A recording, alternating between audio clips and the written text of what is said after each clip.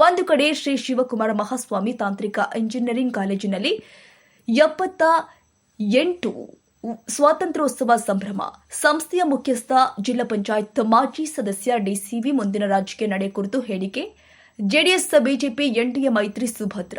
ಹೌದು, ಬೆಂಗಳೂರು ಗ್ರಾಮಾಂತರ ಜಿಲ್ಲೆಯ ನೆಲಮಂಗಲ ತಾಲೂಕಿನ ಬೈರನಾಯಕನಹಳ್ಳಿಯ ಇಂಜಿನಿಯರಿಂಗ್ ಕಾಲೇಜು ಆವರಣದಲ್ಲಿ ಸ್ವಾತಂತ್ರ್ಯ ದಿನಾಚರಣೆ ಜೊತೆಗೆ ಮಾಜಿ ಸಚಿವರ ಪುತ್ರ ಭವಿಷ್ಯದ ರಾಜಕೀಯದ ನಡೆ ವಿವರಿಸುತ್ತಾ ಮಾತನಾಡಿ, ಡಿಸಿ ವೇಣುಗೋಪಾಲ್, ನೆಲಮಂಗಲ ಮತ್ತು ಕೊರಟಗೆರೆ ವಿಧಾನಸಭಾ ಕ್ಷೇತ್ರಗಳು ಮೀಸಲಾಗಿದೆ.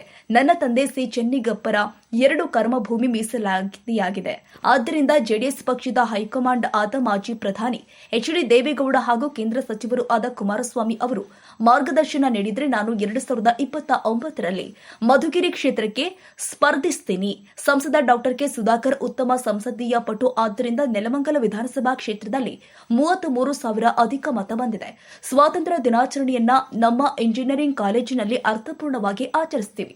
ಸ್ವಾತಂತ್ರ್ಯ ಹೋರಾಟಗಾರ ಜೀವನವನ್ನ ಪ್ರತಿದಿನ ಮೈಗೂಡಿಸಿಕೊಳ್ತೀವಿ. ಭಾರತ ದೇಶ ಪ್ರಧಾನಿ ಮೋದಿಯಿಂದ ಮೊದಲ ಸ್ಥಾನದಲ್ಲಿ ಇದೆ. ನಮ್ಮ ಕಾಲೇಜಿನಲ್ಲಿ 1,000 ಗ್ರಾಮೀಣ ವಿದ್ಯಾರ್ಥಿಗಳಿಗೆ ಕಡಿಮೆ ದರದಲ್ಲಿ ತಾಂತ್ರಿಕ ಶಿಕ್ಷಣ ಕೊಡುತ್ತಿದ್ದೇವೆ ಎಂದರು.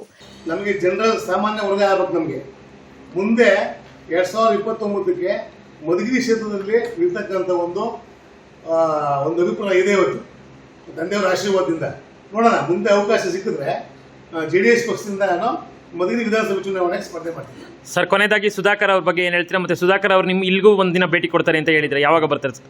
ಸುಧಾಕರ್ ಅವರು ನೋಡಿ, ಉತ್ತಮ ರಾಜಕಾರಣಿ. ಇವತ್ತು ಅವರು ಆರೋಗ್ಯ ಸಚಿವರಾಗಿದ್ದಾಗ ಸುಮಾರು ಆ ಕೋವಿಡ್ ಬಂದಾಗ ಸುಮಾರು ಜನ ಪ್ರಾಣ ಉಳಿಸ್ತಕ್ಕಂಥ ಉತ್ತಮ ರಾಜಕಾರಣಿ ಸುಧಾಕರ್ ಅವರು.